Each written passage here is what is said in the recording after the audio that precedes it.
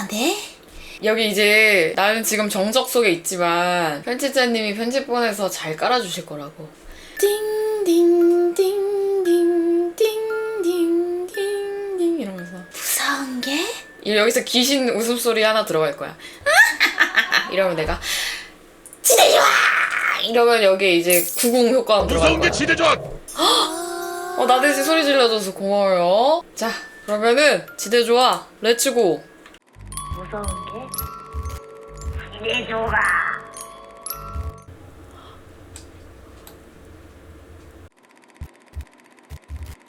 초등학생 때부터 오랫동안 친구로 지내온 제 친구의 이야기입니다. 오, 그림 너무 잘 그렸어. 저는 언니와 함께 여름방학 동안 할머니 댁에서 휴가를 보냈습니다. 그날 새벽에 본가로 올라와서 늦게 잠든 바람에 꽤 늦은 새벽인데도 전화벨 소리에 눈이 팍 하고 떠지더군요. 엄마 아빠가 이혼한대. 아빠가 날 데려간대. 나 이제 어떡해?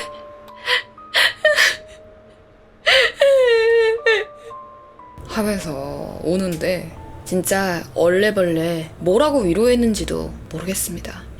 어머니 말씀으론 저희가 할머니 댁에 내려가 있던 동안에 친구네 집에 불이 크게 났었다고 합니다. 근데 불이 난 게 친구 어머니의 실수였다고 합니다.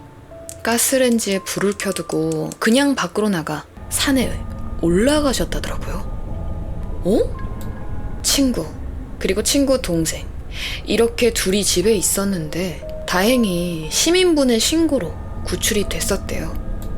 어쨌든 친구 어머니께서 잘못하신 게 커서 그래서 이혼하시는 게 아닐까 얘기해 주시더라고요. 이건 나중에 듣게 된 건데 친구 어머니께 신병이 있었다고 하더라고요. 신을 받지 않으면 몸이 막 아프기도 하지만 갑자기 막 밖을 돌아다니거나 산을 타거나 하기도 한대요. 빙이 된 건가? 친구 어머니는 신을 받고 싶지 않으셔서 버티시다가 불이 나서 친구와 친구 동생이 죽을 뻔한 이 사단이 난 거고요. 친구는 1학년 때부터 달에 한 번씩 어머니네 집에서 자고 왔다고 하더라고요. 동생이랑 놀고 엄마 밥도 먹고 하면서요.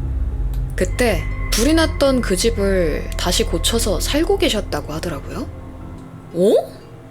친구는 아버지와 함께 아버지 회사 근처 오피스텔에서 살았고요. 초등학생 1학년이면 한참 엄마 손이 필요할 때잖아요. 아버지께서 애가 맨날 학교에서 놀림받고 울면서 집에 들어오니까 일 미루시고 아침밥 먹여서 학교 데려다 주시는 건 물론이고 문화센터에 가서 머리 묶는 방법까지 배우시고 알림장을 매일매일 체크해서 준비물, 숙제까지 챙겨주시고 심지어는 학부모들 모임에 나가셔서 딸과 친한 친구들 생일을 듣고 달력에 기록해두시고 딸의 친구들 선물까지 챙겨주시는 거예요. 친구 아버지께서 친구한테 항상 난 우리 딸이 텔레비에 나와서 유명해졌으면 좋겠다 이런 말을 달고 사시기도 했고요. 친구도 그쪽으로 아예 흥미가 없었던 건 아니라서 연극 영화 쪽으로 준비하게 됐다고 그러더라고요. 중학교가 친구네 집과는 거의 5시간 거리라서 이사를 가게 됐고 그 후론 엄마와 전화나 연락은 하지만 만나러 가지는 않았다 그러더라고요. 이제 진짜 엄마랑 동생이랑 만날 일이 거의 없겠네요. 저희 생일이 7월 둘째 주로 같거든요. 이틀밖에 차이가 안 나요. 그래서 저희는 고3일 때 민증 발급받으라는 우편을 받고 같이 수령하러 가기로 했어요. 친구는 등본을 뗄 줄 모르더라고요. 그런 서류들은 언제나 아버지께서 철저하게 혼자 해결하셨대요. 너무 다정하셔가지고 다 챙겨주셨거나. 그런데 만나기로 한 시간보다 1시간쯤 일찍 친구에게 전화가 왔어요. 이상하다. 있잖아, 내가 등본을 떼려고 했는데 우리 아빠가 떼두신 게 좀 있나 싶어서 아빠 서재 컴퓨터에 가족관계 등본을 쳐봤거든? 파일이 2개가 나오더라. 아, 이거 인사하면 되겠다 하고 첫 번째 파일을 클릭해서 열어보니까 아빠 이름, 배우자, 자녀 이렇게 다 나오는데 내 동생 이름만 없는 거야. 너무 이상하잖아. 동생이 왜 등본에 없지? 친구는 이상함을 느끼고 나머지 다른 파일들도 열어보기 시작합니다. 그건 상세 가족관계 증명서였는데 그 증명서엔 동생이 자녀 칸에 있었대요.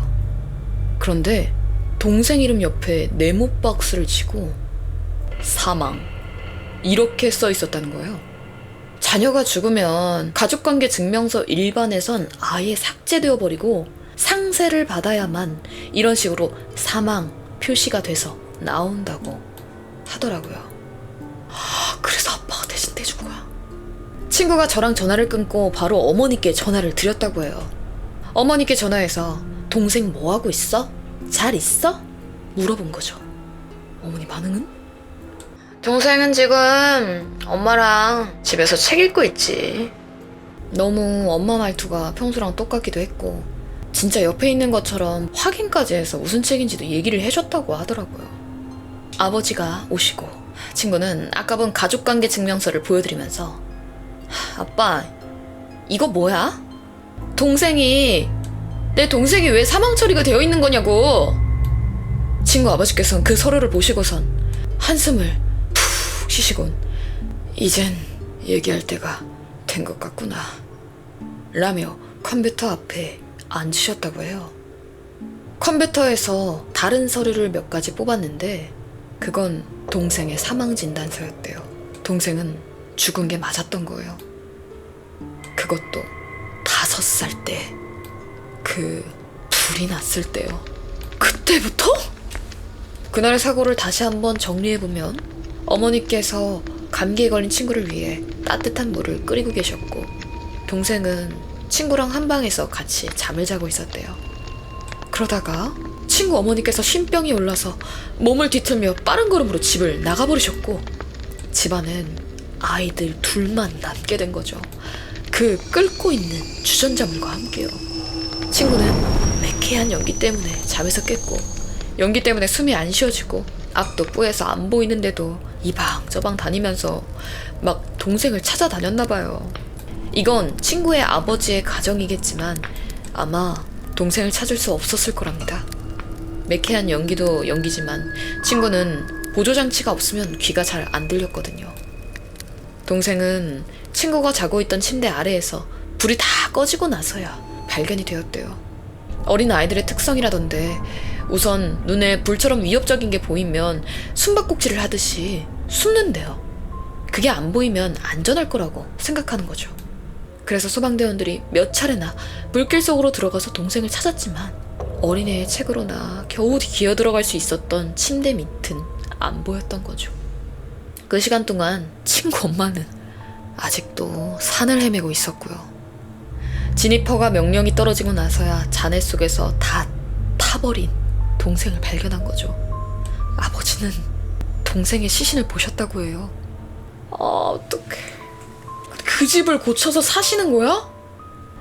아버지 말로는 정말 눈에 뵈는 게 없었다고 해요. 이성적으로는 이렇게 타버린 집에 5살 배기 아들이 살아있을 리 없다는 건 아는데 받아들여지지가 않더래요. 동생은 타버린 침대 뼈대 밑에서 까맣게 타서 바닥 장판에 이거 못 읽겠다 이거. 동생 손목에 옛날에 유행했던 캐릭터 시계를 차고 있었나 봐요.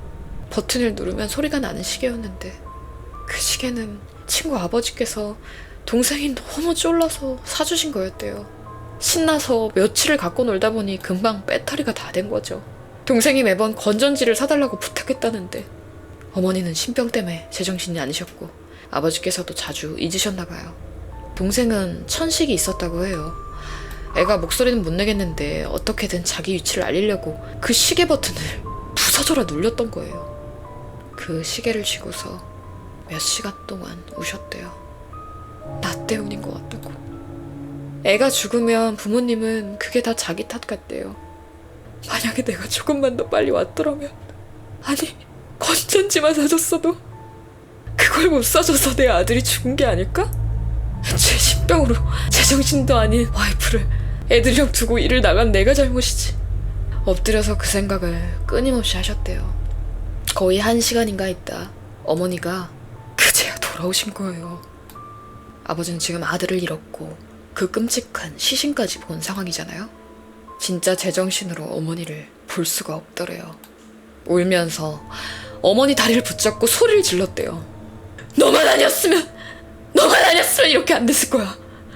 당신은 지금 당신 아들이 다 죽고 있을 동안 어디서 도대체 뭘 한 거야? 어머니는 그에게 충격을 받고 혼절을 하셨다는데 아버진 그저 어머니를 진짜 죽여버리고 싶으셨대요. 그래서 그냥 그대로 두고 친구가 있는 병원으로 갔다고 해요. 아버지는 그냥 친구 손을 잡고서 아무 생각도 않고 계속 친구 얼굴만 바라보고 6시간인가 서 있으셨대요. 친구가 깨어나서 나 왜 여기 있어? 하고 묻는 순간 기억을 잃었나? 의사분들이 달려오셨고 친구는 사고가 전혀 기억이 나지 않는 상태였던 거예요. 어릴수록 더 그렇다는데 뇌에서 정신에 큰 충격을 줄 정도의 스트레스를 받으면 그 사건을 잊어버리는 기억 왜곡을 시킨다고 해요. 친구는 지금까지도 그 기억을 완전히 잊고 살아온 거예요. 아버지는 그때 결심을 하셨대요.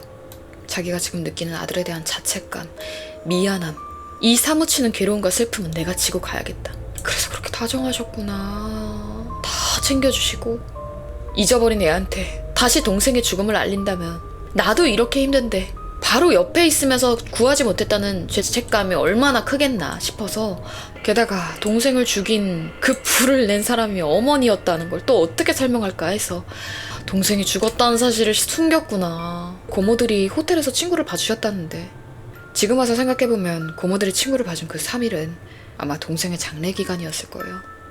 장례식장에 친구 어머니도 오셨다 하더라고요. 아버지께서 여기가 어디라고 오냐 이 살인자야 하면서 내쫓는데 어머니께서도 막 우시면서 내 잘못 맞다고 100번 말해도 할 말 없다고 사라진 동안에 신을 받고 왔다고 나 이제 꿈을 다 포기할 거니까 딸만 보고 살 테니까 용서해달라고 못하는데 제발 남아있는 딸 엄마로라도 남게 해달라고 그렇게 무릎을 꿇고 비셨대요. 아버지는 사실 죽어도 용서할 수 없었대요. 하지만 어린 딸이 계속 엄마를 찾았고 아버지도 딸에게 엄마가 필요할 거고 안 그래도 혼란스럽고 힘든 애한테 이혼까지 하면 안 될 것 같아서 참기로 하셨대요. 아버진 그 집에서 살고 싶지 않았는데 어머니께선 그 집이 아니면 절대 안 된다고 절박하게 울면서 매달리셔서 아버지께서도 이게 어머니가 아들을 보내는 방식인가 보다. 그 집에서 추억하고 살고 싶나 보다 해서 결국엔 집을 고쳐서 살기로 했대요. 그리고 집이 고쳐지고 들어간 날 친구가 집에 딱 들어가서 그때 그 방문을 열더니 동생 이름을 부르면서 허공에다 막 얘기를 하고 안고 손을 잡는 모션을 취하는 거예요. 동생이랑 어렸을 때 만나서 놀았다는 게 어머니도 그 친구 모습을 보면서 하는 말이 오랜만이라 좋지? 이러고 있고요. 아버지 진짜 정신 나갈 것 같으셨겠다. 같이 밥을 먹을 때나 앉아서 TV를 볼 때도 부인은 보이지 않는 아들에게 밥을 챙겨주고 반찬을 얹어줬고 제사상이잖아. 실시간 제사상이잖아 이거. 딸은 동생이 보고 싶어하는 만화를 틀어야 한다며 TV 채널을 돌리는 거예요. 아버지는 안 그래도 아들이 보고 싶어 미칠 것 같은데 자기만 외딴 섬에 떨어져 있는 것 같아서 같이 있는데도 너무 외롭고 힘들더래요. 자기는 빨리 아들을 그만 보내주고 싶은데 그래 이제 좀 있고 싶을 텐데 주변에서 너무 아무렇지도 않게 계속 내 아들 이름을 부르고 대화를 하고 안고 추억이 담긴 얘기를 하니까 그 속에서 버틸 수가 없었던 거예요. 그날로 이혼을 통보하고 또 이런 환경에서 딸을 키우는 건 오히려 딸을 망치는 거겠다 싶어서 내가 데려갈 테니 넌 그 귀신이랑 살라고 그렇게 된 거죠. 친구는 갑자기 아버지랑 어머니가 이혼을 한다 하니 저한테 전화해서 막 울었던 거고요. 그렇게 친구는 아버지를 따라가게 됐고 달에 한 번씩 그 집에 가서 지방령인 동생을 만나고 온 거예요. 살아있는 자기 동생이라고 믿고요. 친구 아버지는 어머니 쪽 그러니까 외할머니를 만나서 얘기를 해본 끝에 외할머니도 신을 안 받고 탤런트 활동을 하셨잖아요. 그것처럼 친구를 연예계 쪽으로 시키면 그런 것들을 안 보게 될 거라고 얘기를 들으신 것 같아요. 그래서 연예인을 하라고 한 거구나. 끼를 좀 풀라고 무속인 쪽으로 가지 말고 아버지 말을 듣고 친구는 파바바타고 기억이 돌아온다는 게 이런 거구나 싶었다 하더라고요. 이 얘기를 사실 들으면서도 무슨 영화 스토리가 아닌가 싶을 정도로 현실감이 없는데 본인은 얼마나 기가 막히겠어요. 고민 정말 많이 하고 적는 글인데 사실 제 이야기입니다. 친구인 척 쓰긴 했는데 역시 솔직한 게 나을 것 같네요. 아버지께는 어떻게 13년을 속일 수가 있지 싶어서 배신감이 들지만 다르게 보면 그걸 숨기기 위해서 아버지께서 부단히 노력하셨구나 싶어요. 아직도 아버지를 어떻게 대해야 할지, 어머님 계속 연락이 오는데 어떻게 해야 할지 많은 사람들에게 생각을 구해보고 싶네요. 어떻게 보면 몇십 년을 속인 건데 전 아버지와 어떻게 지내야 할까요? 이런 거는 사실 속인 게 아니라 배려죠. 하얀 거짓말이죠. 안 했다면 더 힘들었겠죠. 소름. 나 중간에 진짜 울었다? 와, 소리치다가 눈물이 그냥 뚝 떨어진 적은 처음이야. 연기를 한 게 아니고 그냥 내가 진심으로 그 말이 나오더라고요. 너무 아버님 심정이 너무 이해가 돼서. 2016년도 3월 저는 경기도 A시에 위치한 대학교의 새내기가 되었습니다. A시는 굉장히 많은 사건 사고가 일어났던 도시입니다. 뉴스에 나올 정도로 심각하고 살벌한 사건들이 아주 많은 도시로 악명이 높아서 GTA 나오는 도시의 이름과 유사한 별명까지 있습니다. 에헤이 우리 지역이네 이거. 아 그래요? 궁금하네. 3월 말 새학기부터 과 1학년 내 1호 캠퍼스 커플이 됐습니다. 야! 학교의 규모가 작은 편이라 소문도 정말 빠르게 나는데 쓸데없는 추측과 B의 일방적인 공개 고백. 야! 미친 거 아니야? 심지어 주변에 강요하는 분위기에 저를 짝사랑하던 B와 사귀는 사이가 된 거죠. B는 체격이 굉장히 작은 편입니다. 멀리서 보면 남잔가 아닌가 긴가민가 남자다 하는 느낌이 그닥 나지 않는 체격일 정도로 작았고 저는 B를 좋아하지 않았기 때문에 우리는 당연히 또 자주 싸웠습니다. 5월 23일의 밤 날이 흐려서 비가 왔지만 우산을 쓰기도 안 쓰기도 애매한 비. B와의 큰 사건으로 인해 전화로 대판 싸운 새벽 2시 저는 울면서 기숙사를 나와 A천으로 향했습니다. 엉엉 울고 싶었고 혼자 있고 싶었거든요. 헤어져라. 계속 걷다가 도착을 한 곳은 제가 바랬던 것처럼 주변엔 차 한 대 없이 정말 저 혼자뿐이었죠. 저는 모든 연락을 받지 않고 있었는데 학교 근처에서 표정이 굳어서 걸어가던 저를 본 동기가 B에게 연락을 취했는지 B는 저를 찾으러 나왔습니다. 눈치 없는 자식. 도착한 B가 꼴도 보기 싫어 괜히 주변을 둘러보는 찰나 못 보던 게 하나 눈에 들어왔습니다. 제가 앉아있던 벤치에서 건너편이자 30m가량 떨어진 곳쯤 검은색 대형 승합차가 서 있었습니다. 모든 라이트가 꺼져 있었고 창문에 썬팅이 짙게 되어 있었기에 차 안이 보이지 않았죠. 이거는 지금 사진인데 실제로는 다 꺼져 있었대요. 단순히 길가에 차를 대고 갔나 보지 하고 아무렇지 않게 넘어갔습니다. B. 넌 뭐가 그렇게 마음에 안 드는데? 에? 그럼 그게 맞는 행동이야? 야, 양심이 안 찔려? 솔직히 좋아하면 다 그러는 거 아니냐? 너도 좋았잖아. 야, 너 그러는 거 진짜 소름 끼쳐. 정신 좀 차려. 야, 여자니까 참는다. 이 정도는 다들 해. 네가 뭘 몰라서 그렇지. 나 지금 신기남인데 지금? 고상 떨지 마, 이년아. 조금 심각한 문제였기에 B와 저는 꽤 길게 이야기를 나눴습니다. 소리를 지르기도 하고 달래기도 하고 B는 답답하다는 듯이 자리를 떠났다가 다시 돌아오기도 했어요. 진짜 이랬다가 다시 또 안고 또 안고 그렇게 새벽 4시간 넘어가는 시간 동안 계속 싸운 거야? 2시간 동안? 어느 정도 진정이 된 저는 주변을 둘러봤습니다.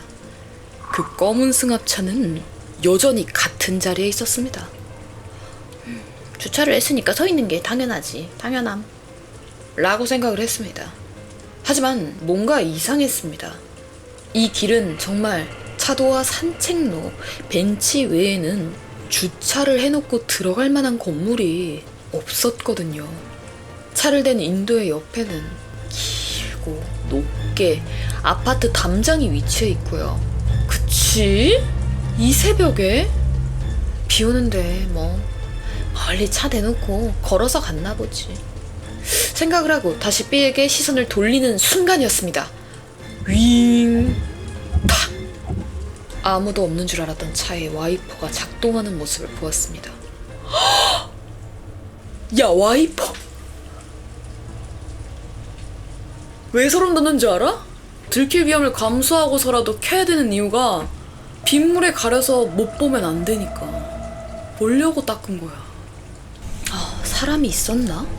B와 이야기를 이어가며 티가 나지 않도록 곁눈질로 자동차를 보았습니다. 시간이 갈수록 저 차 좀 이상하다는 생각이 들었습니다. 차를 타본 사람이라면 알겠지만 그래서 알아. 단순히 자동차의 와이퍼를 켜놓았다면 동일한 속도로 계속해서 움직였어야 했는데 안에 있는 누군가가 수동으로 와이퍼를 작동한 것처럼 정말 가끔씩, 아주 가끔씩 와이퍼가 움직였습니다. 들킬까봐. 차량 쪽이 아닌 강가를 바라보며 저는 B에게 이야기했습니다. B야, 고개 돌리지 말고 들어봐. 우리 뒤쪽에 카니발 같은 거 한 대 서 있거든?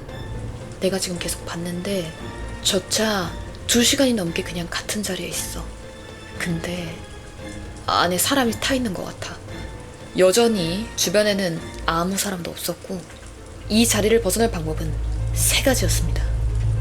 1번, 비가 와서 조금 불어난 물, 전체적으로 껴있는 안개, 게다가 새벽 물안개까지 가득 껴서 한치 앞도 보이지 않는 애인천 산책로로 내려가서 자리를 피하거나 2번, 우리가 앉아있는 인도를 통해 그 차량 바로 옆을 지나쳐서 학교 방향으로 돌아가거나. 아이씨, 무슨 선택지가 있다고요. 인도를 통하되 차가 서 있는 반대 방향으로 가거나. 긴장된 머리로 이것저것 계산을 해보다가 저희는 3번을 선택했습니다. 아니야, 차라리 2번이 나을 수도 있어. 왜냐하면 후진으로 쫓아가는 게 더 힘들거든. 방향 돌리는 것도 힘들고 차에서 내리기엔 위험 부담이 크잖아, 걔네도. 그럼 3번으로 가는 척 차가 출발하게 해서 그럼 바로 반대 방향으로 가는 게 제일 괜찮은데, 사실. 그치? 우리는 천천히 일어나서 자연스럽게 걸으려고 노력을 했습니다. 물론 그 다짐은 1분도 채 가지 못했습니다. 야, 씨발, 차 시동 걸렸어, 뛰어! B는 잡고 있던 저의 손을 바로 뿌리치고 와, 이런 후레자식! 혼자 비탈길을 밟고 A천 산책로로 구르듯이 내려가 학교 방향 쪽으로 뛰기 시작했습니다. 와, 레전드다. 얘 뭐야? 어머, 진짜 와, 남자인 건 알고 있었지만 와, 진짜 대박이다. 잡고 있던 저의 손을 꽉 잡고 뛴다고 할 줄 알았는데 뭐? 혼자 남는 게 너무 무섭기에 저 또한 급하게 B의 뒤를 따라 뛰었습니다. 그냥 무작정 폐가 터지도록 뛰었고 학교 정문 근처에 편의점이 위치한 조금 밝은 곳으로 나왔을 때 덜덜 떨리는 손으로 경찰에 연락을 취했습니다. 네, 나는 지금 경찰서입니다.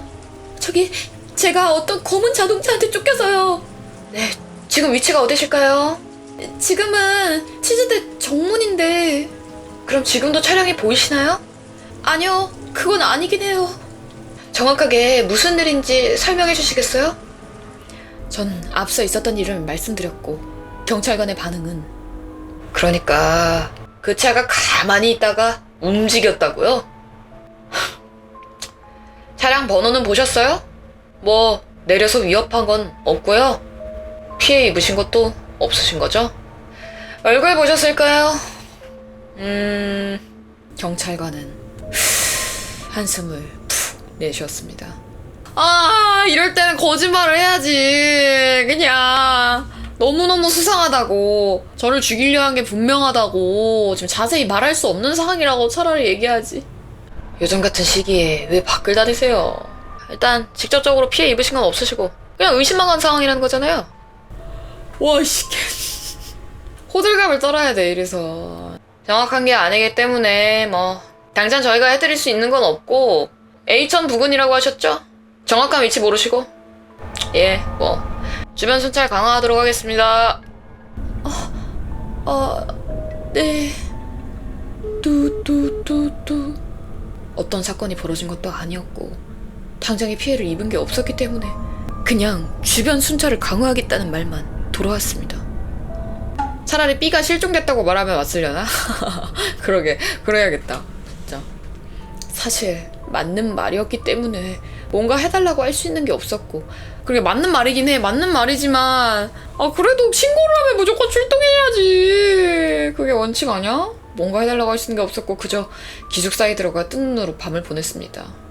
비 오는 날 밖에 나가서 싸돌아다니지 말자. 단순한 해프닝 혹은 오해가 있었던 사건으로 마무리 짓는 줄 알았습니다. 왜? 그리고 며칠 뒤 동아리 단체 카톡방에 글이 하나 올라왔습니다. 단톡방에 글 하나만 올리겠습니다. 치즈야, 널 처음 본 순간부터 나는 심장이 멎는 줄 알았고 어쩌고 저쩌고.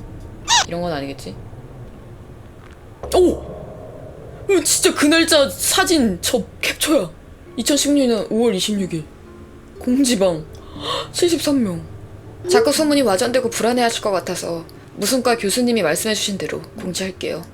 어젯밤 한창 얘기 나오던 사건은 월화 새벽에 일어난 일로 피해자는 땡땡과 땡학번 여성분이시고 발견해서 경찰에 신고한 분들은 모 과의 모 학번 분들이라고 합니다. 근처 에서 사건이 일어났고 에서 발견되었습니다. 피해자 학생은 땡땡 병원에 이송되었다가 현재 더 큰 병원으로 옮겨져 치료 중이고 얼굴 부위가 심하게 부어 당장은 진술이 어려운 상황이라 합니다. 현재 모 경찰서에서 조사를 진행 중이며 피해자 상태가 호전되는 대로 구체적인 상황 진술을 바탕으로 확실히 조사할 예정입니다. 당분간 여하구들 밤길 조심하시고 혼자 다니지 않도록 주의해주세요. 사회 전체적으로 분위기가 흉흉하니까 모두 조심하면서 다니는 게 좋을 것 같습니다. 며칠 전 학교 근처에서 새벽에 폭행 사건이 있었다는 공지였죠. 폭행 사건?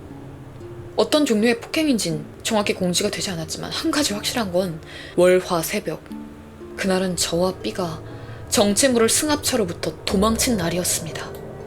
차의 운전자와 범인이 동일인이 아닐 수도 있고 그냥 우연의 일치일 수도 있겠지만 그날 큰 화를 입을 수도 있었겠다라는 생각은 떨쳐낼 수가 없었습니다. 이 일과 더불어 큰 사건이 터져 B와는 금방 이별했고 아니 큰 사건이 하나 더 터질 때까지 아직 안 헤어졌어? 바로 헤어졌다 진짜. 뿌리치고 가는 거 8년이 지난 지금도 그래도 헤어져서 다행이긴 한데 새벽엔 정말 급한 일이 아니라면 되도록 밖에 나가지 않고 혹시나 혼자 나갈 일이 있을 땐 늘 주변을 살피고 긴장한 상태로 다니는 버릇이 생겼습니다. 그 차는 정말 뭐였을지, 그날 정말 우연의 일치였을지, 그렇더라도 왜 그 차는 앉아있는 나를 지켜봤는지, B가 왔을 때도 왜 계속 지켜봤는지, 체격이 왜소한 B였기에 충분히 제압할 수 있다고 생각했던 건지, B가 나를 남겨두고 먼저 자리를 뜰 것처럼 행동했기에 혼자 남겨줄 나를 노리려고 했던 건지, B가 계속 일어났다 앉았다 일어났다가 다시 돌아오고 이랬대잖아. 자리를 박찼다가. 그래서 다들 늘 조심히 다니세요. 나는 B도 진짜 저 승합자 못지않게 공포다. 와, 어떡해.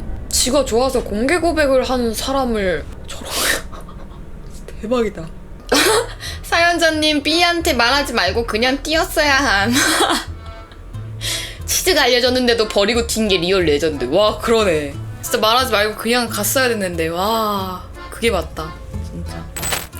지금까지 무서운 게 진짜 좋아!